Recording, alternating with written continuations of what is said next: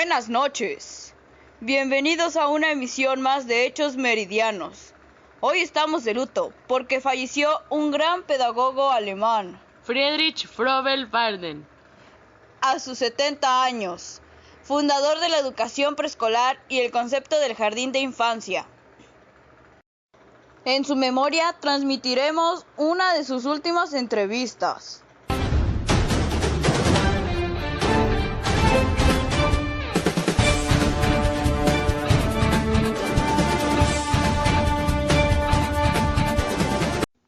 Hoy nos acompaña el pedagogo alemán Friedrich Frobel Barden, para conocer acerca de su vida y sus aportaciones. Cuéntanos, ¿cómo fue tu juventud? Bueno, a mis 15 años fui aprendiz de un técnico forestal, pero en 1799 decidí estudiar matemáticas y botánica en Jena. Después, en 1800 a 1805, trabajé como agrimensor. ¿Y de dónde nació tu vocación? Bueno, en 1805 descubrí mi vocación por el magisterio en una escuela secundaria, donde empecé a conocer las novedosas ideas pedagógicas que planteaba Johann Heinrich Pestalozzi, para más tarde poder trabajar juntos en Suiza, para así empezar a desarrollar mi teoría educativa. ¿Qué sucedió después de descubrir tu vocación? En 1811 volví a Alemania y enseñé en escuelas de Gotinga y Berlín sin tener algún título oficial que avalara mi preparación para esto. En 1816 dejé el trabajo de asistente de Samuel Weins para así fundar el Instituto Alemán de Educación General en Griesheim, cerca de Turingia, para que en 1821 se unieran a mí Wilhelm Middendorf y Langenthal Heinrich como cofundadores. Oh, vaya, suena muy interesante. ¿Y has lanzado alguna publicación? Publiqué el primero de mis 5 folletos titulado A nuestro pueblo alemán en 1820, para que así mis otros 4 folletos fueran publicados en un periodo de 3 años, entre 1820 y 1823. Después imprimí la principal de mis obras literarias, titulada La educación del hombre, y fundé el semanario La educación de las familias en 1826. ¿En qué consiste tu obra titulada La educación del hombre? Bueno, dentro de mi obra manejo el concepto de que el hombre, a través de la divinidad, posee rasgos y cualidades que le son dadas y que lo caracterizan como un ser inteligente, racional y consciente, lo que le permite así elegir libremente su destino. La educación es el medio que lleva al hombre a conocerse y a desarrollar esas cualidades y facultades, que lo lleven a cumplir con su verdadera vocación de manera espontánea y libre. Estoy convencido de que el hombre se encontrará en continuo perfeccionismo, contando así a lo largo de su vida con la posibilidad de conocer, actuar y crear. Con esta breve explicación, vamos a una pausa y volvemos.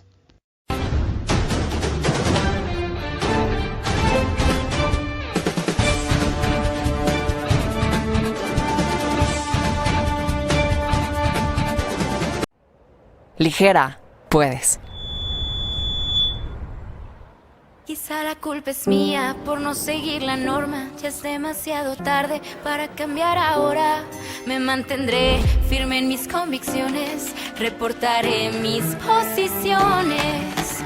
Mi destino es el que yo decido, el que yo elijo para mí. ¿A quién le importa lo que yo haga? ¿A quién le importa lo que yo diga? Yo soy así y así seguiré, nunca cambiaré. ¿A quién le importa lo que yo haga? ¿A quién le importa lo que yo diga? Yo soy así y así seguiré, nunca cambiaré.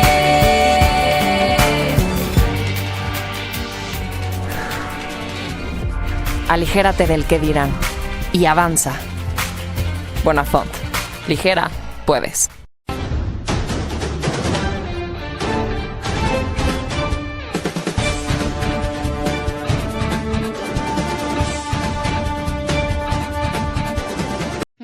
planteado tu concepto. Ahora háblanos un poco de los métodos que propones en la educación infantil. Claro que sí. Primero se dividen en 3.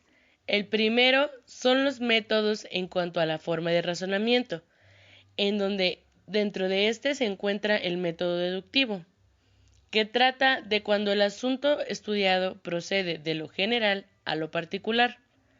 El profesor presenta conceptos, principios, definiciones o afirmaciones de las que se vayan extrayendo conclusiones y consecuencias. Los métodos deductivos son los que tradicionalmente más se utilizan en la enseñanza. Sin embargo, no se debe olvidar que para el aprendizaje de estrategias cognitivas son los menos adecuados.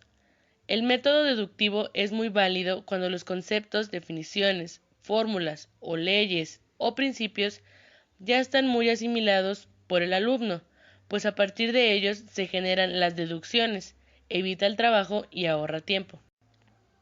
Seguido a este se encuentra el método inductivo, que este se da cuando el asunto estudiado se presenta por medio de casos particulares, sugiriéndose que se descubra el principio general que los rige. Se basa en la experiencia, en la participación, en los hechos y posibilita en gran medida la generalización y un razonamiento globalizado. Es ideal para lograr principios y a partir de ellos utilizan el método deductivo.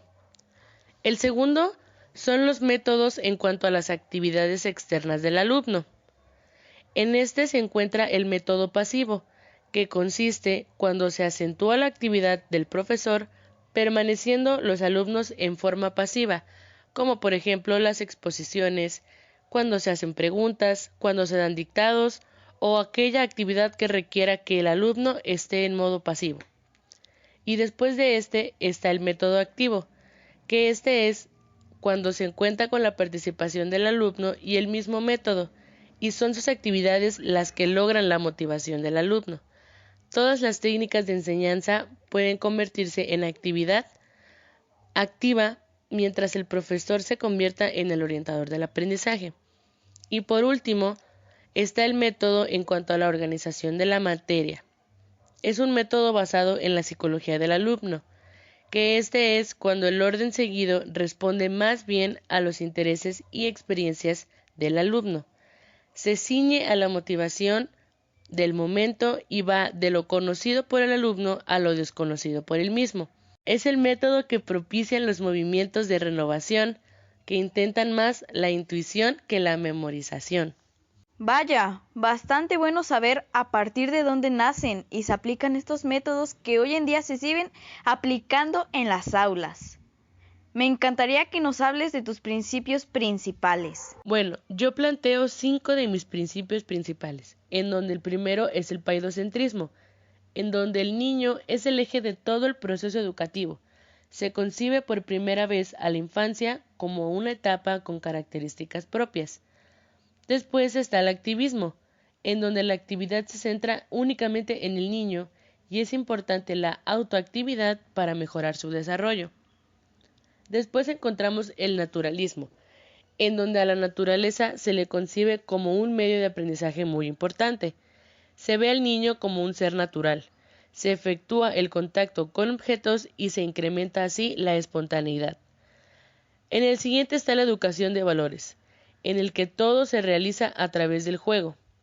Y por último están los principios de unidad, en donde a Dios se le ve como espíritu y se tiene una visión científica de la educación. Muy extenso, y es claro que cada uno de ellos los tenemos presentes desde nuestras generaciones pequeñas.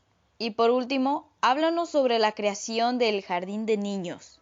Llegué a la conclusión de que el hombre merece ser educado integralmente desde su infancia. Esta idea me impulsa a dedicarme por entero al cuidado de la primera infancia y me consagran como infatigable y ardiente amigo de los niños.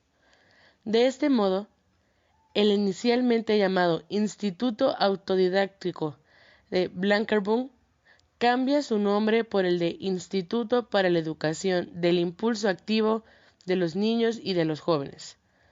Allí encontré la clave que me conduciría 3 años después a la fundación de los jardines de infancia.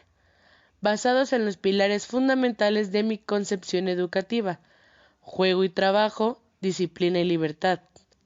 Si el juego-trabajo no existiera, la educación produciría gente indolente, poco activa, sin ideales, y le doy el nombre de dones a los juegos educativos. Desarrollé una serie de juegos y actividades de estimulación a los que llamo regalos y ocupaciones, pues pensaba que los regalos llevaban al descubrimiento y la ocupación al invento. Los regalos conducen al entendimiento, la ocupación ofrece poder. En la elaboración de los juegos educativos utilicé cuerpos sólidos, superficies, líneas, puntos y material de reconstrucción. La confección de las ocupaciones consta de material sólido, como el barro, el cartón o la madera. Las superficies podrían ser el papel y cartón para recortar o pintar. Líneas y puntos. Como puede verse, el actual jardín de niños sigue siendo froebeliano en alto grado.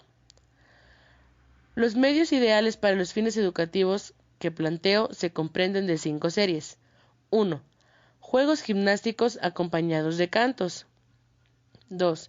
Cultivo del jardín, cuidado de plantas y animales. De este modo, le damos al niño cierta dependencia y ciertas responsabilidades. 3. Charal, poesía, cuento y dramatización. 4. Excursiones. 5. Y último, juegos y trabajo con los dones y ocupaciones. Es grandioso conocer cómo fue todo el proceso de tu vida, cómo le tomaste la importancia a toda tu preparación y todo lo que obtuviste gracias a ello. Te felicito y te doy las gracias por implementar métodos y algunas estrategias que facilitan el aprendizaje de nuestros niños hasta el día de hoy. Es importante siempre darle la atención a la educación de nuestros niños, y qué mejor que dejar un legado que permanece hasta el día de hoy. Gracias a ti por invitarme, Javier.